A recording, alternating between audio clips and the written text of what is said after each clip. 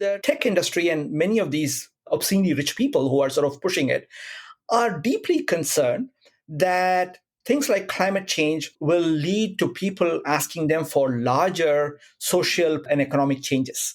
And that is going to affect them adversely. So I think for them, trying to pretend that there has to be a technological solution is part of trying to preserve their wealth and their position in society.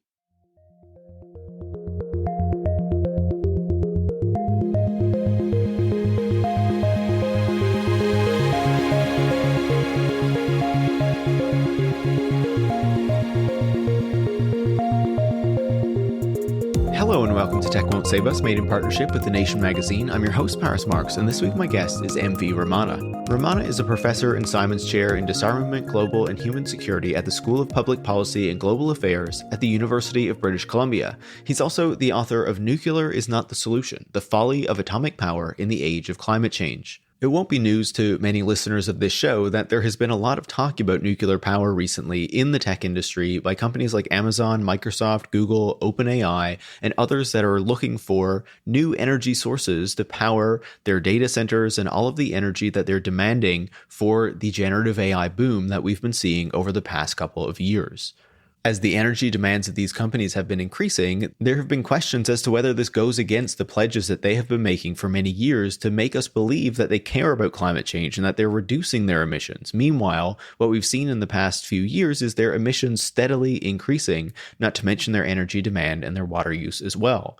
One of their solutions to that has been to say that they are investing in other forms of energy that will be less emitting in order to mitigate the impact of this massive energy demand that their data centers and other operations are creating. But naturally, that leads me to wonder whether they're really serious about this or whether this is another distraction that we need to be paying attention to understand the real impact of what's happening here. When I hear these tech companies talking about nuclear energy, on the one hand, I think, okay, this almost makes sense, right? These are very large corporations. They have a particular view of the world and what our future is going to look like, one where we use massive amounts of additional energy to power all of these technologies that they want us to adopt, not to mention this vision that they have of merging our brains with machines and kind of living in simulations and all these sorts of things, right? So you can see why they want us to be consuming all this power and why they might see, massive centralized facilities as the means to achieve that. But then there's also a piece of me that's very skeptical as to why they're doing this. Because yes, we see the massive energy demands, we see their emissions going up, we see that they're not meeting the climate targets that they told us they were going to meet. And meanwhile, as we see stories about the amount of fossil fuels that they're using increasing and the amount of fossil fuel investment happening in the United States hitting levels that we haven't seen in many years, they're talking about nuclear energy as if that is something that is going to come online in a very short amount of time to meet the energy demand that they have right now and to mitigate and reduce the emissions that they're creating in this moment. Yet, what we know is that that nuclear energy is not going to come online anytime soon, if it's really going to come online at all. And so this feels to me like a distraction. And so I wanted to talk to Ramana because he is an expert on these things. He's been looking into nuclear energy for a very long time and brings the kind of skeptical perspective on this that I think is really welcome on a show like this one. So I hope that you enjoy my conversation with Ramana. We dig into not only the tech angle of this, but talk about nuclear energy more broadly and the bigger concerns that it presents as we think about the path forward and the energies that we should be using in the future, as we know that we need to bring our emissions down in order to meet the challenge of the climate crisis. So if you enjoy this conversation, make sure to leave a 5-star review on your podcast platform of choice. You can also share the show on social media or with any friends or colleagues who you think would learn from it. And if you do want to support the work that goes into making Tech Won't Save Us every single week so we can keep having these critical conversations that dig into the impacts of the tech industry, you can join supporters like Matt Rush from Victoria, British Columbia, Sophia from Toronto, Andrew in New York, and Greg in Philadelphia by going to patreon.com/techwon'tsave us, where you can become a supporter as well. Thanks so much and enjoy this week's conversation. Ramana, welcome to Tech Won't Save Us. Thank you, Paris. It's a pleasure to be on the show. I've been listening to this for some time now, and it's a great honor to be among the people you're interviewing. Thank you so much. I really appreciate that you're listening to the show and, hopefully that you enjoy it. If you keep listening, I'm sure that that's the case. Yeah, there's too many podcasts out there to listen to something which you don't like. Obviously you will know that There's been a lot of talk in Silicon Valley recently about nuclear power and nuclear energy and the need for something like that. So that is part of the reason why I wanted to have you on the show today. And we'll dig into, a number of aspects of nuclear power based on the research and observation of this industry that you've been doing for quite a long time now. But I wanted to start by asking you a more general question, which is, when did you start looking into nuclear energy itself? How did this become an interest of yours? And what caused you to see it in the way that you do today? So my training is in physics. And while I was doing my PhD, I became politicized. I became much more active in various political and social issues. So I was looking for things I could do where I could apply my physics training to problems that are more relevant to society. And to cut a long story short, a serendipitous meeting led me to start working on nuclear weapons in South Asia. And so for some years, I was looking at missiles and nuclear weapons in India and Pakistan. And that led me to start thinking about the nuclear energy institutions in India, because it's the same institution that promotes nuclear energy in India that's also responsible for making the weapons materials. And so one thing led to the other. And my first book was on nuclear energy in India. It's called The Power of Promise. And at some point, I thought I had done enough as a researcher on India, and I started thinking more broadly about nuclear energy globally. And this was during the period in the first decade of the century when there was much talk about something called a nuclear renaissance. The Bush administration had passed the Energy Policy Act in 2005 that put in place a lot of incentives for utility companies to build nuclear reactors. And other countries like the UK was also doing something similar. And so it seemed interesting for me to think about what the experience in India, which has also been a very early entrant into the atomic age, would tell us about nuclear power elsewhere. So I started looking at that. And that was shortly after that was when the accident at Fukushima happened, the 3 reactors that melted down in 2011. And soon after that, a colleague of mine we were chatting on the stairwell, and he was like, oh, this is going to be the end of nuclear power. And some part of my brain immediately said, no, that's not going to happen. And the reason it's not going to happen is because the nuclear industry is a very powerful industry, politically powerful, has lots of money, and they will find a way to survive. And one way that they have survived is by promoting these new nuclear reactor designs. They're called small modular reactors, advanced reactors, things of that sort. And so for the last 10 odd years, I've been arguing why these reactor designs are not the answer to nuclear power. Anyway, all this was sort of my academic and non-academic work has been revolving around that. And at some point, it made sense to think about writing a book about it. My initial idea was, look, all of the problems with nuclear power are well known. The high cost, the challenge of radioactive waste, et cetera, et cetera. And so I'm just going to focus my book on explaining why it is that companies and governments are still investing in nuclear power, even though they know all these problems. But my editor at Verso, my first editor at Verso, Nicole, persuaded me that I have to rehearse all of the arguments against nuclear power because there's a new generation of people who just don't seem to be aware of it. And I think she was right. Of course, she's an editor and I'm just a writer. And so that's how the book sort of transpired. So it seems to me, based on what you were saying, with this kind of renewal around the Fukushima period and a lot of talk about new kinds of nuclear reactors, small modular and things like that, emerging after, that potential crisis that the nuclear industry faced then, it feels to me like a lot of the tech industry's interest in that and a lot of their kind of embrace of this also comes after that period as well, when there's the positioning of nuclear not as being, these old kind of big reactors that we know about, but there's these new nuclear technologies that are coming on stream and Silicon Valley is ready to pick that up. Would that be like a proper understanding of that? I do agree, yes. I think there was a kind of overlap between a period that had to do with Fukushima and these new reactor designs being promoted. But also, I think with the crash of 2007, 2008, and the capital that is sitting in the Silicon Valley area looking for things to invest in. And as you might know, they picked on sort of the climate problem as the one they were going to fix with their technologies. It was on all different fronts. It was about renewable energy technologies, but also energy efficiency and all of these monitors that were supposed to look at how you use your energy and try to optimize it, stuff of that sort. And much of that, I'll just mention in passing, was that some of these energy efficiency stuff, for example, got quickly switched into data collection and surveillance capitalism. So it fit very well into that. But nuclear energy was among those things. And so for the last 10 years or 15 years, there has been interest among some tech people in nuclear energy. And that's kind of speeded up a little bit in the last few years. As I was saying, that's part of the reason I wanted to talk to you, right? We'll get into these bigger issues with nuclear, but I just wanted to ask you briefly before we do that, what you make of what has been going on lately. Because over the past year in particular, we've been hearing a lot about nuclear energy from the tech industry as they've been building these massive data centers to power their AI ambitions. And many of them are saying that nuclear is essential to that, right? It is essential to powering these major infrastructures that they're building. And now companies like Amazon, Microsoft, and Google are making investments in nuclear projects and saying that this is going to be key to powering these facilities.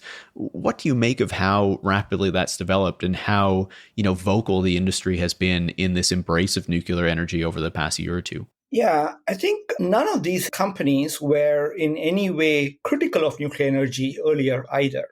And the fact that Amazon and Google and Microsoft would announce these, I think the timing is important. If you think about it, yes, there's more and more press and media coverage about the enormous amount of energy and water and other resources that they use. There is a growth in movements that are opposing these, which you have covered in your show. And I'm pretty sure we don't, of course, know what is going on inside their boardrooms. None of us are going to be there when they make these decisions. But I'm pretty sure they are very aware of this and they are sort of concerned about it. And they have a model to think about, which is the cryptocurrency industry.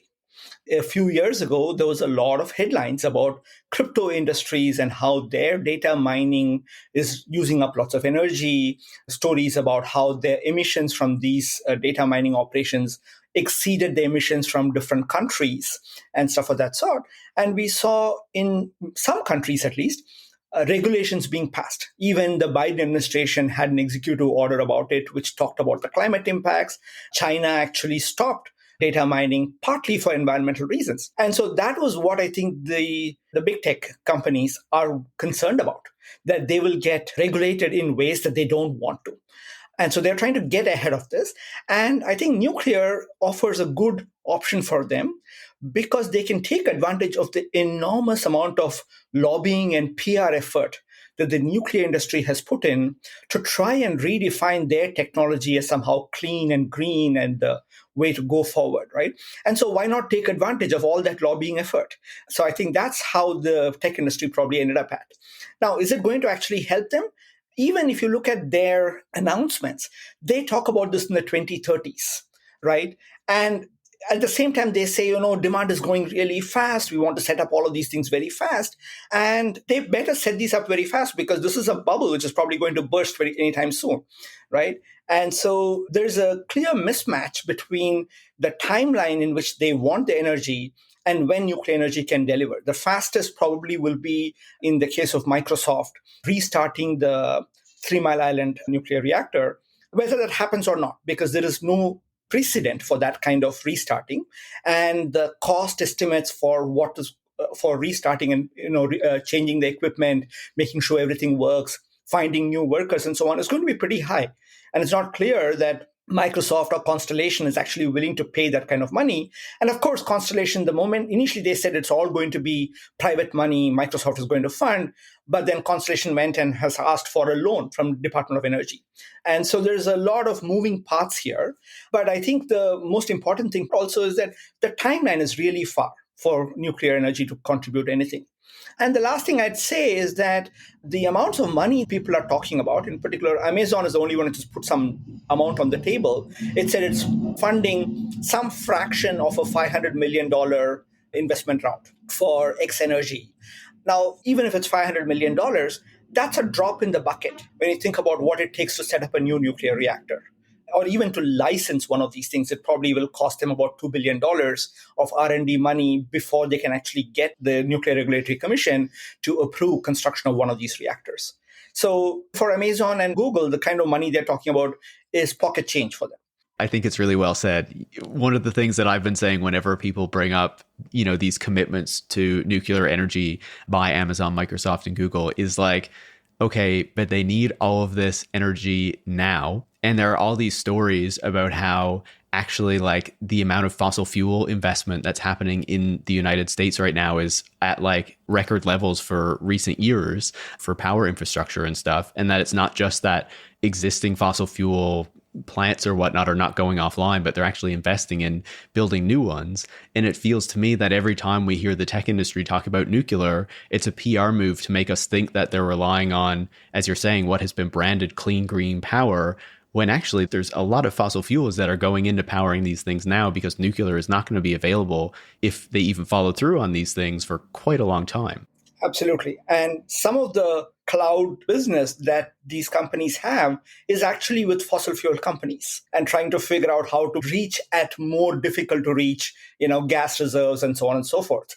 It's a very good talk to hide a very dirty reality. Yeah, it's so perverse to think about it. There are other aspects I want to talk about, but first I want to dig into, the broader critique that you lay out of nuclear energy, right? And so if I am thinking about the types of things that I have heard in recent years from defenders of nuclear energy, they will say that while it might be expensive to set one of these things up, it'll last us for decades. It's a base load of power that works regardless of whether the sun is shining or the wind is blowing, those sorts of arguments, and that it's incredibly safe outside of the occasional major incident that might happen. And even then, some of them will say we overstate the impacts of those major incidents and that there's not so many issues. I know that there are a number of issues laid out in that kind of a defense, but I guess to start, how would you respond to those sorts of claims by defenders of nuclear energy? And what do you see as being the biggest concerns with the construction of this type of power? That's a great question. I've talked to lots and lots of groups, and I find that what is of the greatest concern varies from individual to individual. Some people are concerned about the accidents, some people are concerned about the waste, some people are concerned about the high costs. And so there's no one answer to this, but I think we have to take a comprehensive look at all of these different problems before we evaluate. And, in general, I would say that if you weigh the costs and risks associated with nuclear power, they completely outweigh any benefits that one might get. So if you're thinking about the costs per se, it is true that the argument they would make is a nuclear reactor costs a lot of money to build, but it's going to be operating for a long period. And so over that period, we can recoup all those costs. But if you take any economic calculation, there are standard models for how you calculate this.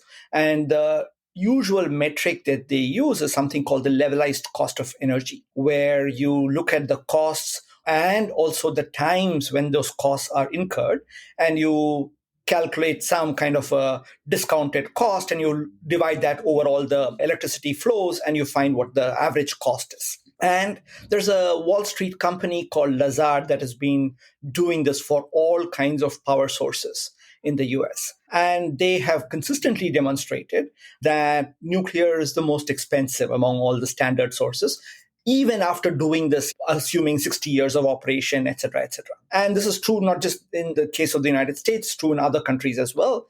And so there is no question that the cost is high. The other thing which I think one should remember is that because the argument is about nuclear energy being used as a solution to climate change, there is another factor which is extremely important, which is time. All the climate scientists tell us that we need to reduce our emissions right now, just as the tech industry needs its energy right now. And a nuclear reactor takes a very long time to build. So the average nuclear plant takes about 10 years to build. Going between the time you start pouring concrete into the ground to the point where you start supplying electricity to the grid. But of course, you can't start constructing a nuclear reactor the next day. You have to go through some environmental clearance processes. There must be some kind of a safety evaluation of the reactor design. You have to find a community that is willing to live near one of these nuclear plants, because they are the ones who are going to be most at risk in the event of an accident. And so many of them have a history of opposing these kinds of facilities. And last but not least, raise the tens of billions of dollars you need to build one of these plants. And so that whole process can take 5 to 10 years. And if you look at the empirical record, that's typically the time frame between when a country or a utility decides to build a nuclear plant to the point where it starts generating electricity. This is not to mention the fact that many plants are abandoned halfway through construction. So anyway, the timeline is very long, and therefore it's not a very feasible way to try and deal with the climate crisis because of the high costs and the long time periods. Now, the other set of arguments are about whether, if you were to take the point of view that, I'm willing to pay the high costs and so on, whether we should use this. And those are questions about desirability. And that question of accidents, the fact that nuclear reactors will produce radioactive waste that we don't have a demonstrated way to deal with, and the fact that the technology to make nuclear energy is very closely associated with the technology to make nuclear weapons as well. And so if you're thinking about using nuclear power to solve climate change, you have to talk about expanding this source of energy into lots and lots of countries, many of which don't have any nuclear power experience at this point. And some of them will probably use this ability, this capacity that they gain to make nuclear weapons. And we have to ask ourselves, is that a desirable goal? Those are the kinds of questions we have to deal with. I'll just say one thing, because we brought up this question of new reactors and so on and so forth, and the argument about what you mentioned about accidents being rare and the impacts being overblown. The fact is that we cannot actually evaluate in a very rigorous fashion what the probability of an accident is. There are always going to be uncertainties. We know it's low, the probability. It doesn't happen every day, but when it happens, it can be pretty catastrophic. And the way that the nuclear industry and its supporters try to deal with that second aspect of it is by underplaying the consequences, usually by actually borrowing a sort of a standard technique used by the tobacco industry way back, which is to introduce doubt. And the tobacco industry used to say there's a lot of doubt, uncertainty about whether smoking causes cancer. In fact, they also would say that there are some benefits to smoking that are not included when you try to evaluate it. The nuclear industry says exactly the same thing. They say radiation is overblown, it's not really so harmful at low levels, it's perfectly okay. Some would even go as far as saying a little bit of radiation is actually good for you. But the science is pretty clear on this. Just as in the case of tobacco smoking, exposure to radiation is going to increase your risk of not just cancer, but a whole bunch of other diseases as well, cardiovascular disease, et cetera, et cetera. And from a public policy point of view, you should be taking a precautionary perspective. You should say, even if there is some uncertainty about the impact of radiation, because of the doubt about it, we should actually avoid low levels of radiation exposure to the extent possible. And if you take that perspective, there is no doubt that these accidents are hugely harmful. Yeah, that gives us a really good overview, I think, of a lot of the issues that exist with the arguments that are made for nuclear power. But I want to drill down into them a little bit further, right? And I wanted to start with the question of cost and time, because again, I feel like the general explanation that I've received about nuclear power in the past, if I've just been interacting with the way it's generally reported on and things like that, and I think many people will be familiar with this, is that, okay, yeah, they're very expensive to build, right? But then once they're built, it's this clean and cheap source of power. Why wouldn't we want something like that? But I think you outline very well and very clearly in the book how that is not really how this works. There's the initial upfront cost, but then the operating cost of these things is not like zero, right? It actually does have quite a significant operating cost. And then when you look at what it takes to build one, the projected costs often get completely blown out. They often end up being way more expensive than predicted, which makes this difficulty of actually producing the energy at a cost that's reasonable when compared to other forms of energy even more difficult. But you said it often takes a decade to get one of these things, but I think our experience is that it often takes much longer than that because of delays and overruns and all that kind of stuff. So I wonder if you could just pick up on that a little bit more. Sure. So the basic point I should say, why is a nuclear reactor expensive?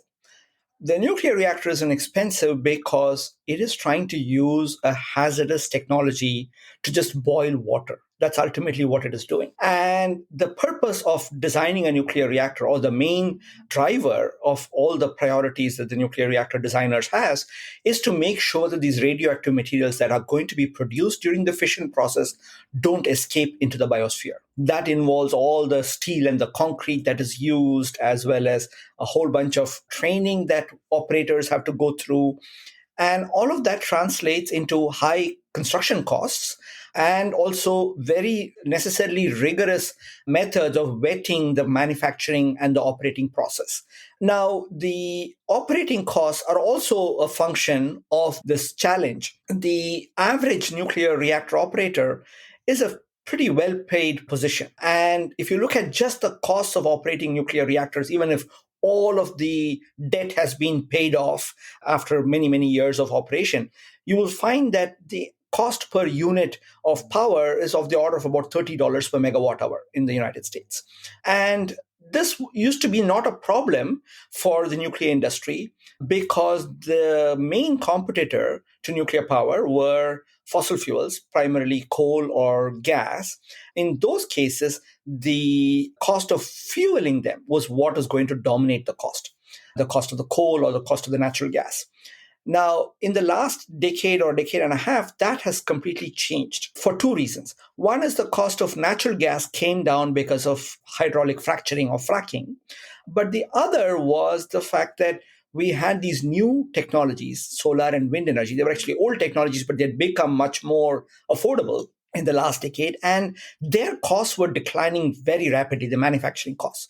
Now, what's interesting about solar and wind energy is that once you set up your wind turbine or put up your solar panel, there's zero fueling cost, right? The wind comes for free and the sun comes for free. You probably have to spend a little bit of money on the maintenance, on the solar panels, for example. Somebody probably has to go with the squeegee and sort of clean it up and stuff of that sort. But it's essentially the marginal cost of running those plants is very low, close to zero, whereas a nuclear plant can never be that cheap. Right? And so there was in the United States, a bunch of reactors that were shut down precisely because they could not afford to compete in electricity markets.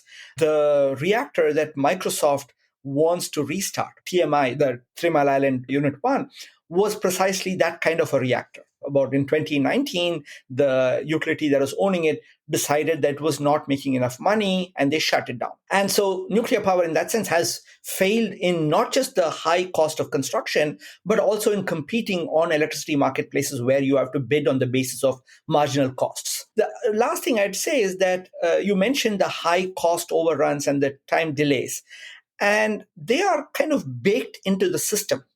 And the reason is, if a nuclear company were to actually give a realistic estimate of the cost of building a reactor, how long it is going to take, and so on, most people would probably say, no, thank you very much. Right. And so they have to underbid. They have to pretend that somehow all of these problems that have been seen with earlier construction projects will be magically solved because they have some new way of doing stuff. So in the case of the nuclear reactors that were built in the United States, the AP1000 reactors, that magical thing was supposed to be something called modular construction, which sounds fancy, but it's actually the way that we do all kinds of manufacturing. If you think about how an apartment complex or an office complex is built today, they don't bring bricks and wood and carpenters to the site. They basically make everything in factories and bring it to the site and just kind of plaster it together. That's essentially what is being done in the nuclear business as well. And the claim from Westinghouse, the company that designed the nuclear plant, was that this kind of modular construction would solve all these problems and they will be able to make it up and build the reactor really fast. And for many years on the Westinghouse website, they used to have a little animated video that shows sort of different parts of the reactor, sort of like Lego blocks coming together. And then, it'll say month 1, month 2, month 3, and 36 months, suddenly the reactor is done, right? In the real world, nothing of that sort happened. It took about 3 times as much. There were lots of problems. Things didn't fit the way they were supposed to do. Things didn't work, and then they had to send them back to the factory. All of the problems that were seen with earlier reactors were seen at the construction site, but also at the factory site. And so these sort of magic technologies never seem to work the way they are supposed to be doing on PowerPoint slides. Yeah, we're definitely used to those kinds of stories on this podcast. It's also funny to hear you talk about, the competition on the energy markets. And, a lot of the people I feel like who promote these sorts of things are very like free market people, want to have the most efficient thing, but will not accept that, oh, maybe the nuclear is actually non-competitive and, is not keeping up with these other forms when you think of cost per kilowatt hour, megawatt hour, or what have you. I was struck, hearing you talk about the cost overruns and the time overruns and these growing questions. If we think back to like the post-war period and the couple decades after that, I feel like there was a lot of energy in North America and Europe, at least, behind building out nuclear power, making sure that we were able to do that. A lot of visions of like a future where we were going to have all this nuclear energy and build all these reactors. And then I feel like that kind of started to kind of die off in like the latter quarter of the 20th century. And certainly like China and some other countries have been developing reactors, in the period that we haven't been doing that so much, if we think about North America and Europe. But why would you explain why we were so enthusiastically behind nuclear for a few decades there, and then for the last few decades, it seems that has really fallen off? Great question. I'd start with the second part first. So the simple answer to why the construction boom sort of died out and all of those projections from the 50s through the 70s about how many reactors would be built just didn't materialize was that reality intervened. And the costs of nuclear power plant construction were much higher than were anticipated. It took longer. They had not thought about the possibility of accidents. They hadn't seen that there would be public opposition in some cases.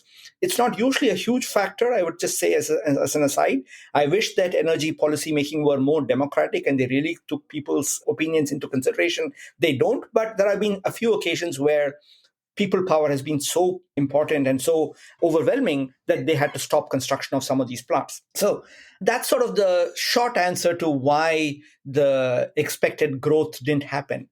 The other side of why was there this expectation? I think there are a couple of explanations for that, or a couple of contributing factors. One is the legacy of the Manhattan Project, which produced the first nuclear bombs that were dropped on Hiroshima and Nagasaki, and the people who worked on that, and also the spread of nuclear weapons to a number of other countries, the most powerful countries in the world at that point, all of which embarked on nuclear weapons programs or were affiliated or in military alliances with nuclear weapon states. So those are the countries where you typically saw them establishing nuclear energy programs. And I mean, I'll just as an aside also say that if you look at the distribution of nuclear reactors today, the vast majority of them are in countries with nuclear weapons or in countries like Canada, which are in military alliances with nuclear weapons. Something like, more than 80% of the reactors will be in these kind of countries, right? And so there's this historical overlap with nuclear weapons and geographical overlap as well. And the people who are involved in making nuclear weapons, some of them have a feeling that they are contributing to something bad, but whatever they are doing ought to be also converted into some good cause. And that is one reason why a lot of physicists, even now, think about nuclear energy as a solution to all of our problems, because they feel that this technology, which is so powerful, and it is very powerful, has to have some good use, right? They just don't think about what else comes with that powerful technology. So the argument that you hear often about how nuclear energy is a very concentrated source of energy is also precisely the reason why it has all these problems. The fact that you have reactor accidents is precisely because a lot of energy is being produced in a very small volume. And there are some occasions when that energy cannot be controlled and you can have a nuclear reactor accident, as happened in Fukushima, as happened in Chernobyl, right? So the two of them go hand in hand. But in many countries, the institutions that are responsible for encouraging nuclear energy or promoting nuclear energy are also the same ones as are involved in nuclear weapons. The United States is the best example. The US Department of Energy is that one. In India, I mentioned the Department of Atomic Energy, and so on. So there's a lot of these overlaps, which I think in the 50s through the 70s really led to all of these projections about how nuclear energy was going to grow. And when it met reality, I think that just came crashing down. That makes a lot of sense. And I was wondering as well, you talked earlier about how India was, a real early adopter of nuclear. What have we seen on the other side of this, outside North America and Europe with the adoption of nuclear energy? I know that China had a lot of goals to build a lot of nuclear plants, but I believe I read in the past couple of years they have scaled those back quite significantly. I wonder what you see, kind of beyond the, I guess, like the wealthier parts of the world, what we've seen with nuclear adoption there, and how that has gone for the countries that have, really tried to make that a big part of their power source, I guess.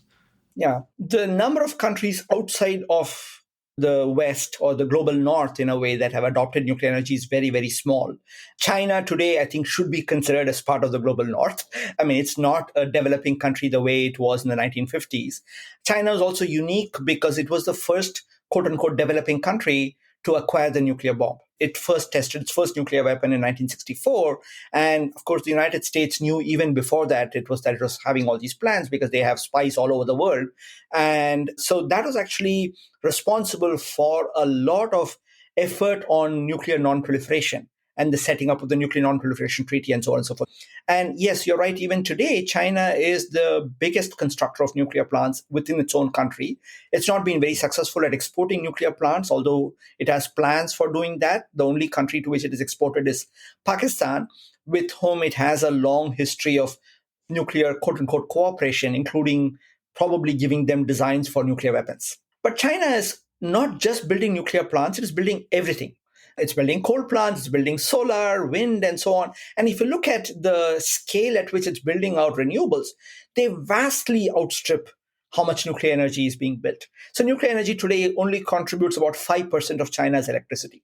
And both wind and solar contribute much more than that. I think wind is more than 4 times how much nuclear contributes, if I'm not mistaken. But the Chinese case, I think, you have to, why are they building these when they already are making the cheapest solar panels and the wind turbines in the world?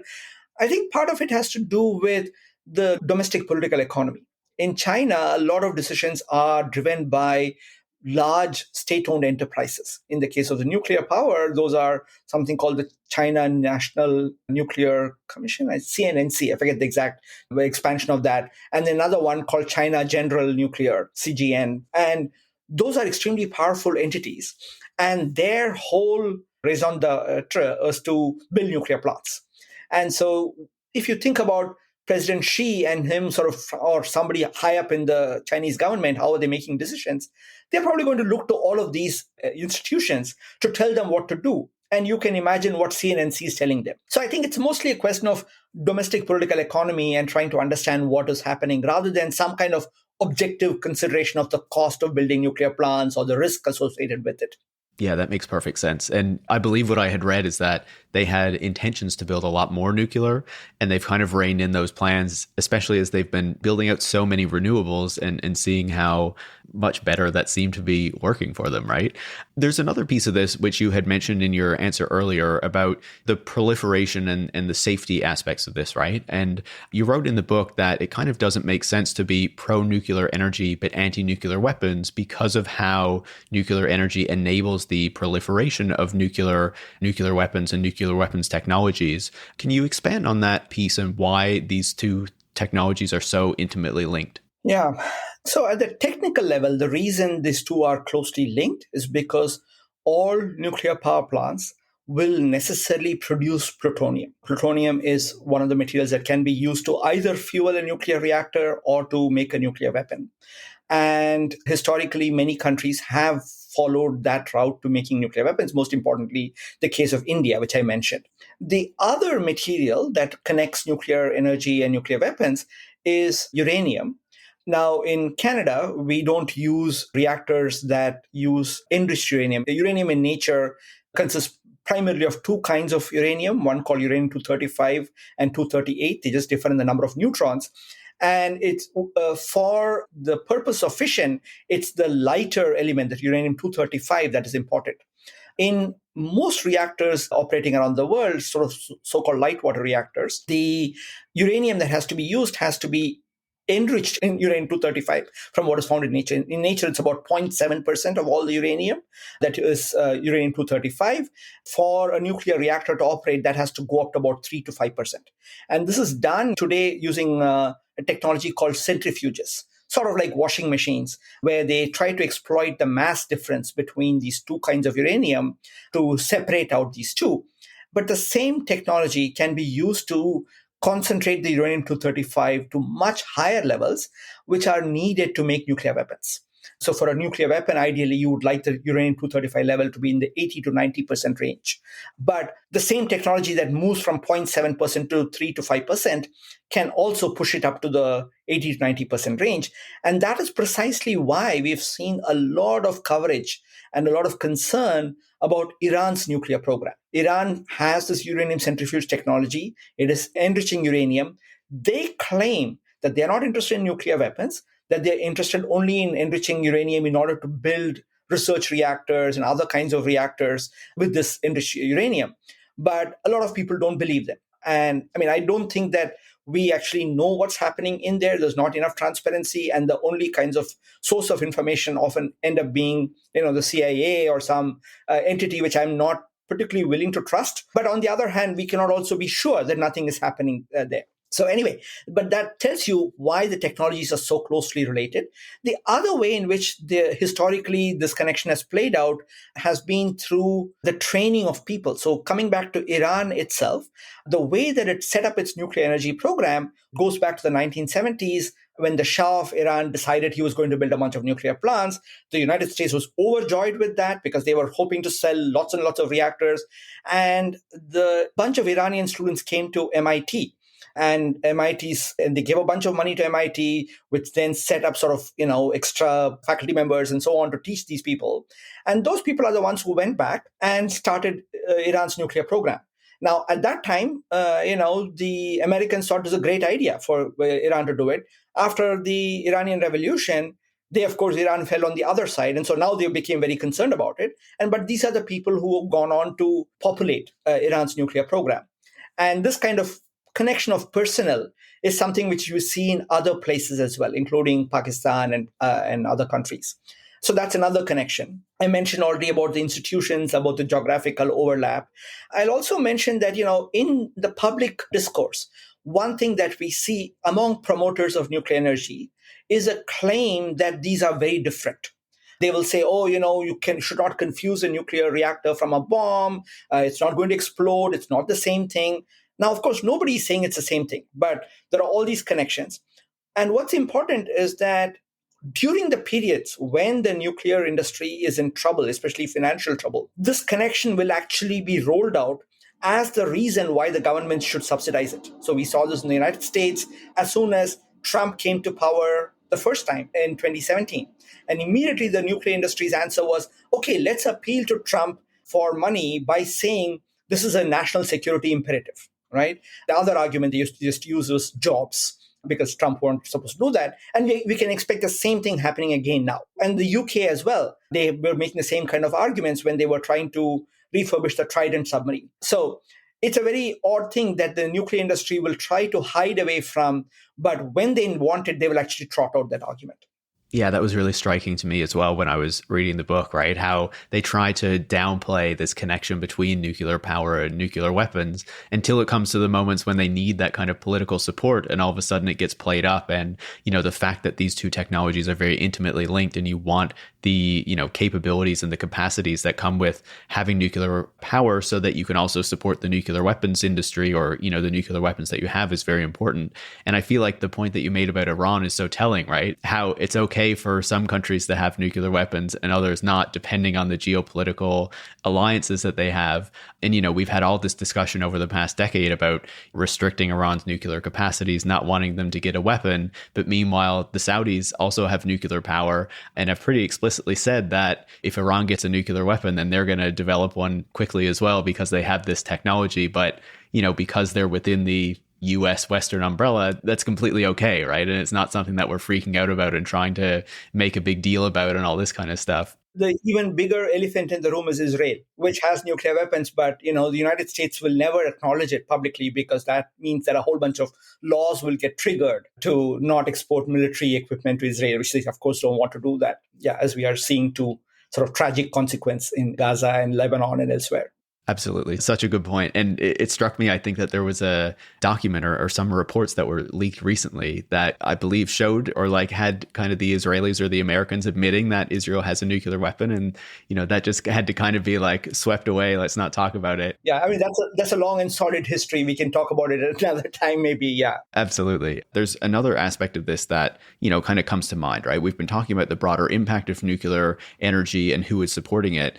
And it struck me as interesting, and it has for quite some time, like not just reading your book, that a lot of the biggest supporters of nuclear energy and a lot of the people who advocate for it also seem to have connections to fossil fuels. When I think of governments that are advocating for nuclear energy, they're often governments that are kind of like petrostates and have some connection to that whenever the issue of climate change is brought up or the need to reduce emissions from fossil fuels. All of a sudden, you start hearing a lot of talk about nuclear energy and the need for nuclear energy and why this is the way that we're going to solve the climate crisis. What is in that connection? Why is it that these supporters of fossil fuels are so big on nuclear energy? What's the connection there? Yeah, that's a great question. I think there are sort of two aspects of this. One, I think, is it's like what we talked about, the big tech companies. There's an element of greenwashing going on there. And we see that here in Canada with Alberta and Saskatchewan sort of talking much about nuclear power when they are the most fossil fuel dependent provinces here. And in other places as well, there's sort of, in Australia, for example, there's a debate going on right now about the conservatives want to build nuclear plants, but they also are the ones who are most reluctant to phase out coal there. So there's an overlap, which is, I think, has to do partly with how they want to greenwash. There may also be an underlying ideological element there. So there have been studies about what leads people to support nuclear energy and oppose nuclear energy. And one of the insights, at least in North America, has been that people's disposition towards whether they think society should be hierarchically organized or more communitarianly or egalitarianly organized sort of influences. And of course, as you can imagine, the people who are more hierarchical think better of nuclear power. They're also less concerned about climate change, maybe because they think they can escape the worst of it, sort of like the Peter Thiel types. And anyway, so there's, I think, that connection. But there's also a material connection in many cases. In the United States, for example, the utilities that own nuclear plants, they are all some of the utilities with the highest market capitalizations, simply because a nuclear plant is such an expensive enterprise. So they all have market capitalizations in the tens of billions of dollars. And if you look at their portfolios, they will invariably have large amounts of fossil fuels as well, coal or natural gas or both. So they are not in any rush to actually completely phase out all of these fossil fuels because it is going to have a material bearing on their financial interests. And they are not really interested in that. And so nuclear, in a sense, offers them this opportunity to say, oh, we are concerned about climate change. That's why we are planning to build nuclear reactors and small modular reactors and so on and so forth, sometime in the 2030s. It's always 10 or 15 years ahead at this point. Yeah, always, every single time. As you were talking about the first point of that, right, about the politics of it and the hierarchy, it brought to mind Langdon Winner, who is, a scholar on technology who I really respect. And he has this book, The Whale and the Reactor, and of course has talked about this in other work that he's done as well. And is essentially, part of what he talks about is how having a technology like a nuclear reactor basically requires a political system of a certain type, right? Because in order to manage this technology, in order to run this technology, you need this kind of very centralized political system in order to make it work. And I feel like that is something that is often left out of these discussions as well, right? When we're thinking about the types of energy that we're setting up, the types of technologies that we're relying on, it's not just this question of like, how green is it or what else is going on there, but also like how is it actually constructed and what type of society are we creating by choosing to, invest in this particular type of energy technology or what have you? Absolutely. I mean, Langdon Winner's that particular essay that you're talking about is right on the dot. The essay is called Do Artifacts Have Politics? And he argues that they do. And I think the other scholar I would like to bring into the same conversation is Timothy Mitchell, who has talked about the role of coal and historically how it has actually led to the sort of growth of democracy. Because for the first time, workers found that they could organize and stop production, stop various things from operating. And that gave them a kind of political power to stop society, which then meant that they could make demands and be heard. And he contrasts that with the case of oil, where you don't need miners to go underground. Actually, the oil just kind of comes out. And in fact, the challenge for the oil industry is to make sure that there's not too much of it, because then the prices will tank. But oil, because it flows through pipes and so on, the role of workers is far more limited. Their power is much more limited. Nuclear fits exactly into that same picture. It requires far fewer workers, it's very concentrated. And also historically, I'll mention that Maggie Thatcher, the UK Prime Minister, used nuclear power and made sure that all the nuclear power plants in the country were fully fueled and they could operate for many, many months before she went into the last stages of the fight with the coal miners, Arthur Scargill and so on and so forth. So it is a very political technology, even when you think about just pure labor politics. That's so fascinating. I'll make sure that we put a link to that in the show notes so people can check it out. We started by talking about the tech industry, right? And the tech industry's interest in nuclear technologies. And of course, part of that comes with this idea or promoting this notion that they are going to create these new nuclear technologies that are going to solve all the problems that we've had with nuclear technologies of the past, and that this is going to allow basically this renaissance of nuclear that will be able to power their data centers, but also, this very energy intensive vision of society that they have, right? And some examples of that are like small nuclear reactors or reactors that have different formulations than the ones that we use today and are supposedly going to be so much better, right? But I feel like we've been hearing these promises decade after decade, and they're not really realized. So what should we make of these promises from the tech industry that they are going to revolutionize nuclear technology? And is it something that we should really be banking on, given the pressures that we face from the climate crisis and so much else? To your audience, I think I can just say it in one word: no.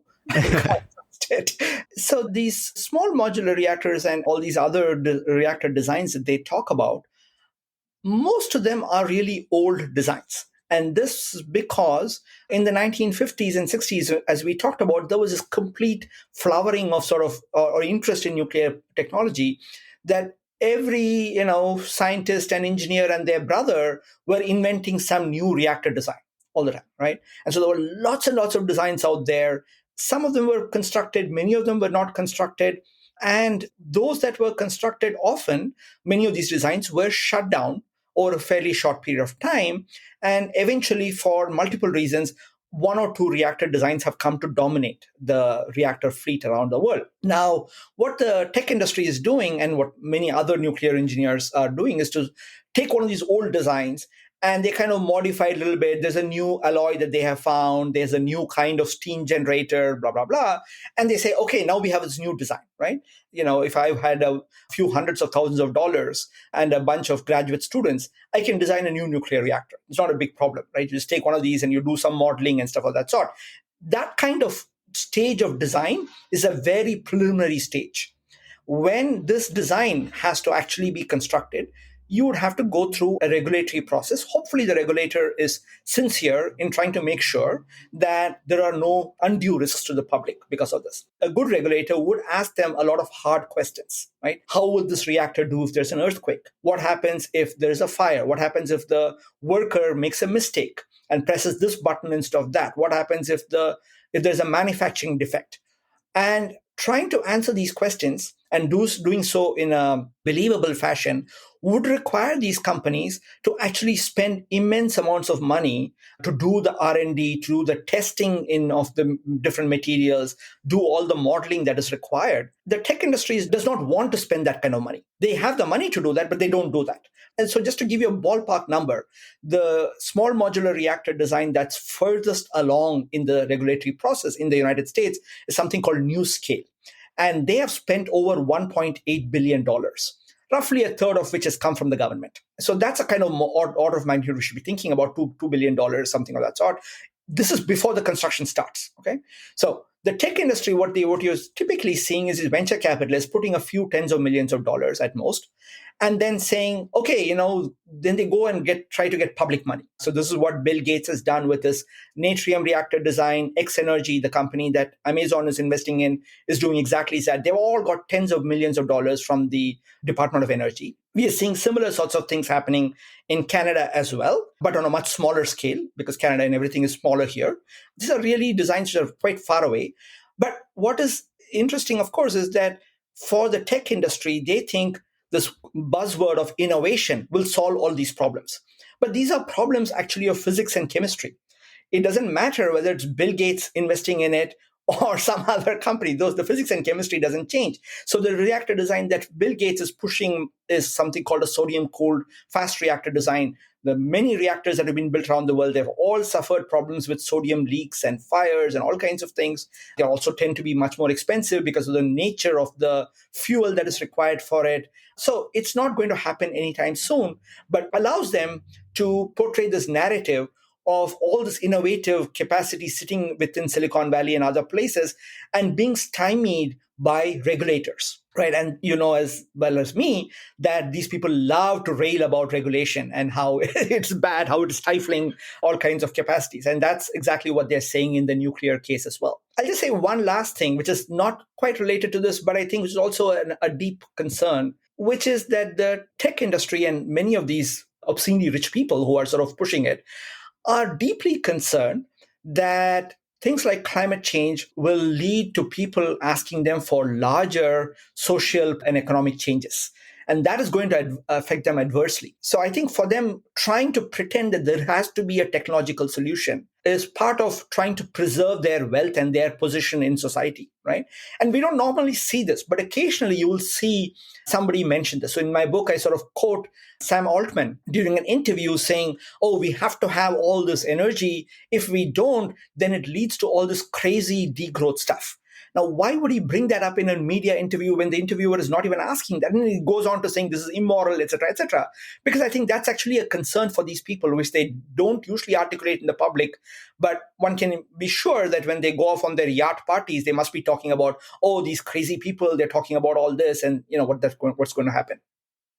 Yeah, that's such a good point, right? And I think you can see that in the type of vision that they try to promote, right? Where, yes, we need all these tech solutions to the climate crisis and anything else. And that means that, nothing is going to have to change about our current social structure, but also we can continue to invest in our data centers and our multiplanetary species and, all these kind of tech visions that we have for what the future is going to be, and also not think about what that means kind of socially for everybody who's going to be subject to these technologies. To close off our interview, you were talking about Sam Altman there. In January of this year, Sam Altman gave an interview with Bloomberg where he was asked about the climate aspects of what he's doing. And he basically said that we're going to need a lot more energy than we thought we needed in the past.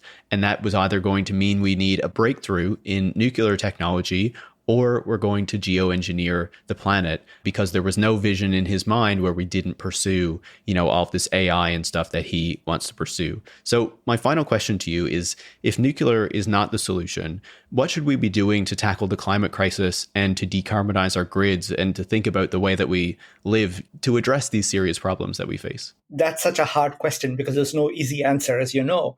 I'll start by saying also just there's one other way in which the nuclear industry really helps. The old adage about for a man with a hammer, everything looks like a nail. The nuclear industry is very good at coming up with these kinds of quote unquote solutions to anything. So if you talk about extraplanetary exploration, there's a nuclear answer to that as well, right? So they sort of really feed off all of these things. But back to your basic question, I think there are two parts to that answer. One is to hit the harder part is actually saying we really need large-scale social, political, and economic change. We have to change the ways of how we live, how we produce, think about what is it that we want to prioritize, the kinds of things that Altman was railing about when he talked about degrowth, right? And so that's a very large conversation. It's not often about technologies, right? Technologies can play a part in it, but one should try to think about those larger questions when even thinking about technology. What technologies will aid us in those kinds of transformations and what technologies are going to impede us. Nuclear is one of those technologies which I think is going to impede us in trying to move to a more sustainable future that lives within ecological parameters. Okay. Now, what kind of technologies might work? We've talked a little bit about renewables, and renewables do have a lot of positive features about them. They are cheaper today. They have a lower sort of impact in many ways. And many of the arguments that you hear about renewables when it comes up, which you kind of briefly alluded to earlier about what do you do when the sun is not shining, when the wind is not blowing. And also some people who will say, if we don't have these kinds of source of energy, we'll all have to go back to the caves. And none of that really makes sense because there's vast amounts of renewable energy. The sun sort of showers us with energy every day. The questions are really sort of a practical nature about how do we take a variable source of power and convert it into a system where we can have somewhat reliable electricity. But what I'd say is this is a problem that has been dealt with ever since we invented an electricity grid, because no plant, whether nuclear or coal or solar, operates all the time. They all have periods when they're going to be shut down. And the way that we deal with that is by having multiple sources of power and making sure that if one is not working, then something else is trying to fit in its place. And we can do the same thing with renewables. There are lots of people who have modeled these things and show that in principle, 100% renewable energy grid is possible. There are going to be costs associated with it. It's not going to be foolproof in that there may be always a small risk, as is present today as well.